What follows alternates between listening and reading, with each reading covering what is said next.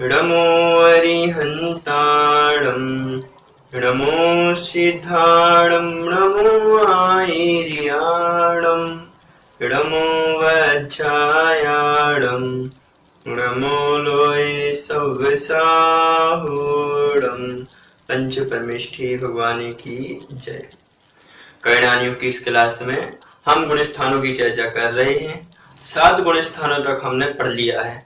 आगे 8वां और 9वां गुण स्थान पढ़ने के पहले करणों का ज्ञान करेंगे। चूंकि जो करण है वह अनंतानुबंधी की विसंयोजना होने के पहले और अनादि मिथ्या दृष्टि जब सम्यक दर्शन प्राप्त करता उसके पहले अथवा छायक सम्यक दर्शन के पहले आदि करके बहुत से स्थानों पर ये 3 करण हुआ करते हैं।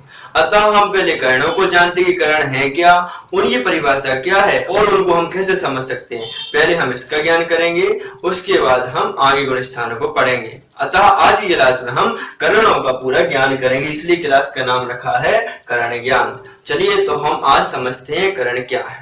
करण की परिभाषा धवलाकार ने धवला पुस्तक 1 के पृष्ठ क्रमांक 181 में लिखा है कि जिस परिणाम विशेष के द्वारा उपसम आदि रूप विवक्षित भाव उत्पन्न किया जाता है उसको करण कहते हैं। अर्थात जिन परिणामों के द्वारा हम उपसम आदि रूप विवक्षित परिणामों को करते हैं उसको हम करण कहते हैं। अथवा करण अर्थात परिणाम, करण का अर्थ परिणाम होता है। यह परिणाम अथवा करण 3 प्रकार के होते हैं, अधाकरण, अपूर्वकरण और अनिवृत्तीकरण।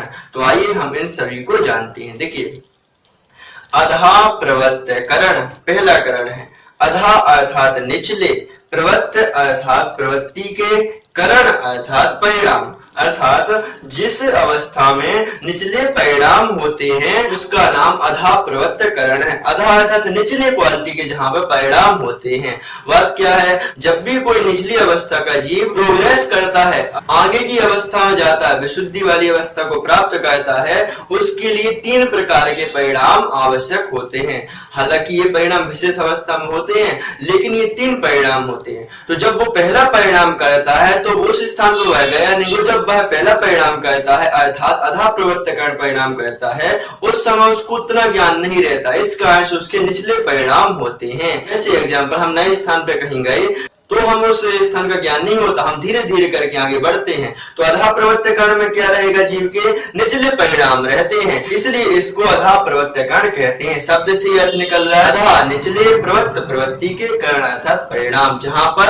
निचले परिणाम होते हैं।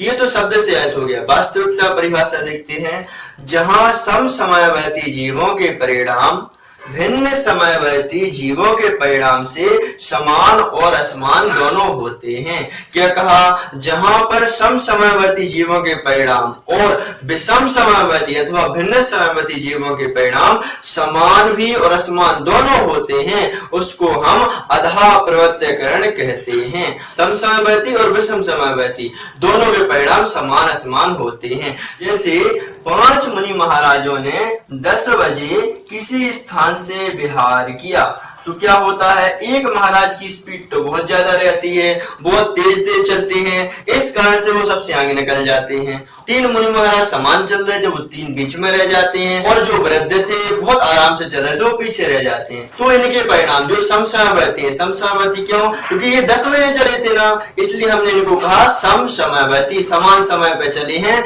लेकिन ये क्या है, अलग अलग हो गए हैं। दूसरी बात क्या है, जो विषम समयवर्ती हैं उनके परिणाम भी समान असमान होते हैं। अब दूसरी बात, 10:05 पे अर्थात 5 मिनट के बाद जो मुनिराज निकले, उनके 5 मिनट बाद 5 महाराजों ने और विहार किया।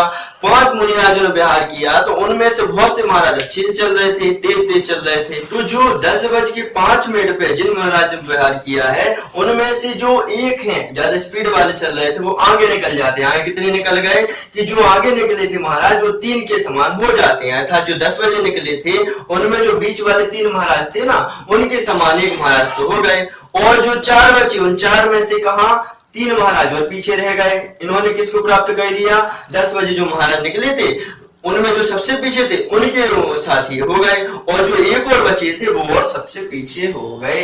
इस प्रकार से तो ये 10 बजे निकले मुनिराज 5 हैं, ये भी आगे पीछे हो जाते हैं, और 10:05 पे निकले थे वो तो विहार कर रहे हैं, लेकिन इतना विहार कर पाते कि जो पहले निकले थे महाराज उनके समान हो पाते हैं, और जो 3 पीछे निकले हैं वह पहले वाले के एक के साथ विहार करवाते हैं और एक पीछे रह जाते हैं। तो क्या बात हुई, सम समयावर्ती जीवों के परिणाम और विषम समयावर्ती जीवों के परिणाम क्या होते हैं, समान भी होते। समान कैसे हो गए, क्योंकि 3 महाराज के समान ये महाराज आ गए ना, इसलिए हमने इनको कह दिया समान।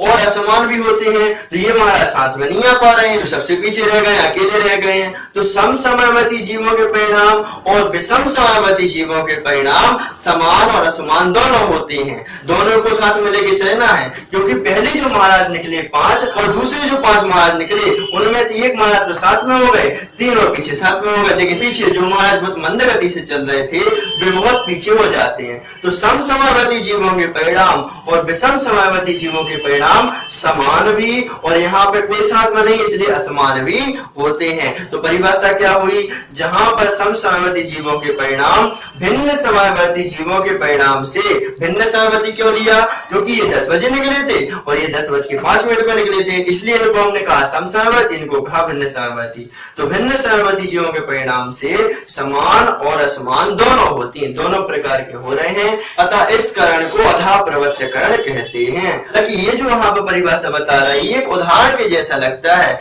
वास्तविकता में परिभाषा देखी जाए तो शब्द से जैसे हम निकाल रहे थे वैसी हो सकती है, लेकिन ये ऐसा लगता है जैसे उदाहरण ही हो, क्योंकि इन 3 करणों को समझने के लिए बहुत प्रॉब्लम आती है, इसलिए हम इसको ऐसा कह रहे हैं कि ये उदाहरण मात्र समझ में आते हैं और ये परिभाषा समझ में आता है। हालांकि इसके विषय में ज्यादा विशेष जानकारी नहीं है, मेरा विचार ऐसा है जो मैं आपको बता रहा हूँ। ठीक है, तो क्या बात हुई, जहाँ सम समयावर्ती जीवों के परिणाम और विषम समयावर्ती जीवों के परिणाम समान और असमान दोनों होते हैं, उसको अधा प्रवृत्त करण कहते हैं। अधा अर्थात निचले, प्रवृत्त अर्थात प्रवृत्ति के, करण अर्थात परिणाम, निचले प्रवृत्ति के जो परिणाम रहते हैं उनको कहते हैं अधा प्रवृत्त करण। क्योंकि महाराज विशुद्धि बढ़ा रहे हैं तो किसी महाराज की विशुद्धि ज्यादा बढ़ जाती, किसी की कम बढ़ जाती, कोई महाराज साथ में भी रह सकता है, कोई महाराज पीछे भी रह सकता है, अर्थात किन्हीं महाराजों के परिणाम समान भी हो सकते हैं और असमान भी हो सकते हैं। इसलिए कहा कि 10 बजे जो महाराज निकले और 10:05 पे जो महाराज निकले उनमें से 5 में से कोई महाराज साथ में भी रह सकते हैं और कोई महाराज पीछे भी जा सकते हैं, अर्थात बिछुड़ भी सकते हैं, उसको कहते हैं समान।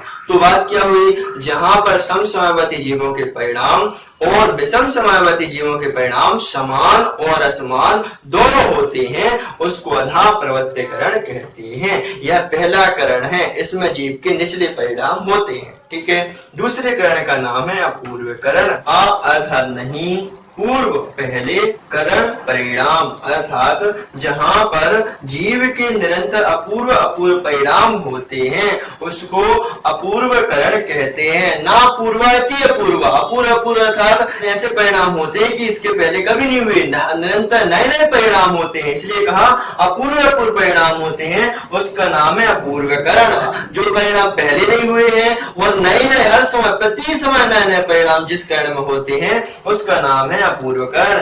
अर्थात नहीं, पूर्व अर्थात पहले, करण अर्थात परिणाम, जहां पर जीव के निरंतर अपूर्व अपूर्व अर्थात नए नए परिणाम होते हैं उसको हम अपूर्व करण कहते हैं। उसकी और परिभाषा देखते हैं, जहां सम समयावर्ती जीवों के परिणाम समान और असमान किंतु भिन्न समयावर्ती जीवों के परिणाम भिन्न ही होते हैं, अर्थात जहां पर सम समयावर्ती जीवों के परिणाम समान असमान दोनों होते हैं लेकिन भिन्न समयावर्ती जीवों के जो परिणाम हैं उनके परिणाम भिन्न ही होते हैं उसको हम कहते हैं अपूर्व करण। जैसे हमने ये उदाहरण लिया था इसमें हम पहले वाले मुनिराजों को लेते हैं जो 10 बजे निकले थे, उनमें से जो 5 मुनिराज निकले हम यहाँ पर लगाते हैं। देखिए इन्होंने क्या कहा, जहां पर सम समयावर्ती जीवों के परिणाम समान और असमान हो, सम समयावर्ती इनको मानते हैं। क्यों? क्योंकि ये 5 मुनिराज 10 बजे निकले थे अर्थात सम समय वाले हैं। तो ऐसे सम समयावर्ती जीवों के परिणाम समान और असमान दोनों होते हैं, अर्थात ये समान और असमान हैं। कैसे समान हैं? ये तीन महाराज साथ में है इसलिए ये समान हो गए, और ये जो आगे और पीछे रह गए ये असमान हो गए। इस कारण से समसमयवर्ती जो महाराज हैं, 5 जो महाराज निकले उनके परिणाम समान भी होते हैं और असमान भी होते हैं। ये बात हो गई समसमयवर्ती जीव के परिणाम की। उसके बाद क्या कहा, भिन्न समयवर्ती जीवों के परिणाम भिन्न नहीं होते हैं। इसके बाद जो हम लोग उदाहरण देख रहे थे, जो 10:05 में महाराज निकले थे, पांचों महाराज इतने कम स्पीड से चल रहे हैं कि वह पहले वाले महाराज के साथ कभी नहीं हो पाएंगे।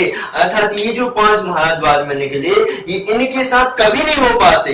बात क्या हुई, बात ये हुई कि भिन्न समयवर्ती। भिन्न समयवर्ती क्यों कहा, क्योंकि 10:05 पे निकले हैं, तो 10:05 पे निकले इसलिए इनको भिन्न समयवर्ती कहा। तो भिन्न समयवर्ती जीवों के परिणाम सम समय वाले से असमान ही होते हैं, अर्थात भिन्न ही होते हैं। उसको हम दूसरी विवेचना समझ लेंगे, अर्थात भिन्न समयवर्ती जीवों के परिणाम भिन्न ही होते हैं। ये जो 5 महाराज निकले ये कभी भी इन महाराजों के समान नहीं हो पाएंगे, इसलिए भिन्न समयवर्ती जीवों के परिणाम भिन्न ही होते हैं, अर्थात अलग अलग ही होते हैं। लेकिन समसमयवर्ती जीवों के परिणाम समान भी होते हैं, क्योंकि साथ में 3 मुनिराज हैं, और असमान भी होते हैं क्योंकि एक आगे निकल गए और एक पीछे रह गए। इस प्रकार से समान और असमान दोनों होते हैं। अतः जहां समसमयवर्ती जीवों के परिणाम समान असमान दोनों होते हैं, लेकिन भिन्न समयवर्ती जीवों के परिणाम भिन्न ही हो, ही लगाया ही, अर्थात ये 5 महाराज इनके समान कभी नहीं होंगे, इनके साथ कभी नहीं होंगे। इस प्रकार से ये दूसरा कारण हो जाता है। ना पूर्वायती अपूर्व है, जिनके परिणाम हमेशा नए नए क्वालिटी के बनते जाते हैं, जो परिभाषा उदाहरण हमने आपको यहाँ पर बताया है। तीसरे कारण का नाम है अनिर्वृत्तीकरण। अर्थात नहीं है, निवृत्ति भेद अथवा अंतर, करण अर्थात परिणाम, अर्थात जहां परिणामों में भेद ना हो अर्थात अंतर ना हो। जिस स्थान पर जिस अवस्था में महाराज के परिणामों में अथवा जीव के परिणामों में अंतर नहीं होता है उसका नाम है अनिर्वृत्तीकरण। शब्द से अर्थ है अर्थात नहीं है, निवृत्ति अर्थात भेद, करण अर्थात परिणामों में। जहां पर जीव के परिणामों में भेद नहीं होता उसका नाम है अनिर्वृत्तीकरण। देखिए, जहां समसमयवर्ती जीवों के परिणाम समान और भिन्न समयवर्ती जीवों के परिणाम भिन्न ही होते हैं, अर्थात जहां पर समसमयवर्ती जीवों के परिणाम समान ही होते हैं और भिन्न समयवर्ती जीवों के परिणाम भिन्न ही होते हैं। तो हम इसी उदाहरण को पुनः देखते हैं। अब क्या हुआ, 10 बजे जो महाराज से निकले हैं वह महाराज क्या रहते हैं, समान ही जाते। कैसे समान जाते हैं, क्योंकि यहाँ पे कहा ना कि समसमयवर्ती जीवों के परिणाम समान ही हो, अर्थात जो 10 बजे 5 महाराज निकले वो एक साथ अपने गंतव्य स्थान पर पहुंच जाते हैं, साथ में ही रहते हैं, अर्थात समान ही रहते हैं। तो ये पहली अवस्था बन गई। क्या अवस्था, जहाँ पर समसमयवर्ती जीवों के परिणाम समान ही हो। 10 बजे जो महाराज निकले थे वह एक साथ संघ के साथ गमन करते हैं, तो ये हो गए समसमयवर्ती जीवों के परिणाम समान। और विषम समयवर्ती जीवों के परिणाम यहाँ पे कहा भिन्न ही होते हैं। भिन्न कैसे होंगे, अब जो 10:05 में महाराज निकले हैं वह अलग अलग ही हो जाते हैं, एक बहुत आगे, एक बहुत आगे, एक बहुत आगे और एक उनसे पीछे और उनसे भी पीछे। इस प्रकार से कोई आगे चला जाता है, कोई पीछे रहता है, कोई और पीछे रहता है, कोई और पीछे रहता है, कोई और पीछे रहता है। इस प्रकार से 5 महाराजों की अवस्था बताई, ये साथ में नहीं जा रहे हैं। इस प्रकार से तो भिन्न समयवर्ती जीवों के परिणाम क्या रहेंगे, यहाँ पे भिन्न ही रहेंगे, अर्थात ये साथ में कोई महाराज नहीं रहेगा। और समसमयवर्ती जीवों के परिणाम अथवा महाराज के परिणाम क्या रहते हैं, समान ही होते हैं। तो विवक्षा क्या हुई कि जहां पर समसमयवर्ती जीवों के परिणाम समान ही हो और भिन्न समयवर्ती जीवों के परिणाम भिन्न ही होते हैं, अलग अलग ही होते हैं, उसका नाम है अनिर्वृत्तीकरण। अनिर्वृत्तीकरण, जहां पर परिणामों में भेद ना हो उसका नाम है अनिर्वृत्तीकरण। ठीक है, तो ये 3 कारणों की बात चली। हालांकि मैं पहले बता चुका हूं कि जो परिभाषा यहाँ पे दी जा रही है हर जगह पे परिभाषा मिलती है, लेकिन ऐसा मानना है कि परिभाषा तौर में नहीं है, ये उदाहरण जैसे लगती है। कंपेयर किया, कोई महाराज समसमयवर्ती कोई विषम समयवर्ती है ऐसा, लेकिन परिभाषा हम ऐसे भी समझ सकते हैं और इसको भी समझ सकते हैं, इसमें कोई दो राय नहीं है। ठीक है, तो बात क्या हुई, बात ये हुई करण का अर्थ होता है परिणाम। परिणाम 3 प्रकार के होते हैं, अधाप्रवर्त्य रूप, अपूर्वकरण रूप और अनिर्वृत्तीकरण रूप। अधाप्रवर्त्य परिवर्त का रूप जहाँ पर निचले निचले परिणाम होते हैं, अथवा जहाँ पर समसमवर्ती जीवों के परिणाम और भिन्न समवर्ती जीवों के परिणाम समान और असमान होते हैं, दोनों प्रकार के होते हैं, उसको कहते हैं अधा परिवर्तकरण। दूसरा अपूर्वकरण, ना पूर्वाति अपूर्वा, जहाँ पर महाराज के प्रति समय अपूर्व अर्थात नए नए परिणाम होते हैं, उसका नाम है अपूर्वकरण। अथवा जहाँ समसमवर्ती जीवों के परिणाम समान और असमान होते हैं लेकिन भिन्न समवर्ती जीवों के परिणाम भिन्न ही हो,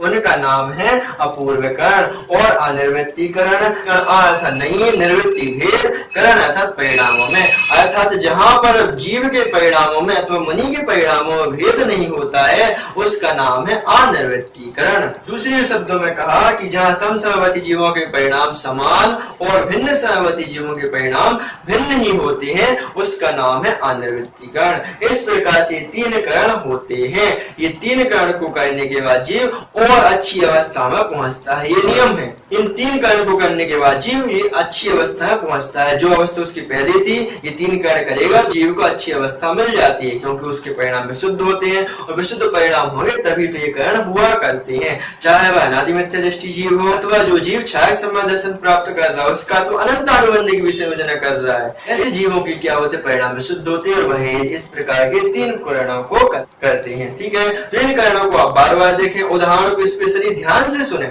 उदाहरण यदि आप ध्यान से सुनते हैं तो हमें आपको निश्चित रूप से बोल सकता हूँ कि आप इस बात को बहुत समझ जाएंगे। लोगों को बहुत परेशानी आती है, भैया जी समसमवर्ती क्या है, विषम समवर्ती क्या है। यदि आप इसको देखेंगे तो निश्चित रूप से आप बात को समझ जाएंगे। ठीक है, तो ये तीन करण और होते कहाँ पर हैं, इसको हम आगे वाली क्लास में समझेंगे। इसको बार बार देखें और नोट्स बनाएं, लिखें और जो उदाहरण दिया है उसको ध्यान से सुनकर परिभाषा को घटाएं और शाब्दिक अर्थ भी देखें तो आपको ये तीन करण आने लगेंगे। आज की क्लास के लिए इतना ही। चैनल को सब्सक्राइब कीजिए और इस वीडियो को शेयर जरूर कीजिए। हम आगे ये तीन कण किन को होते, किन जीवों के होते, उस बारे में चर्चा करेंगे। जय जिनेंद्र।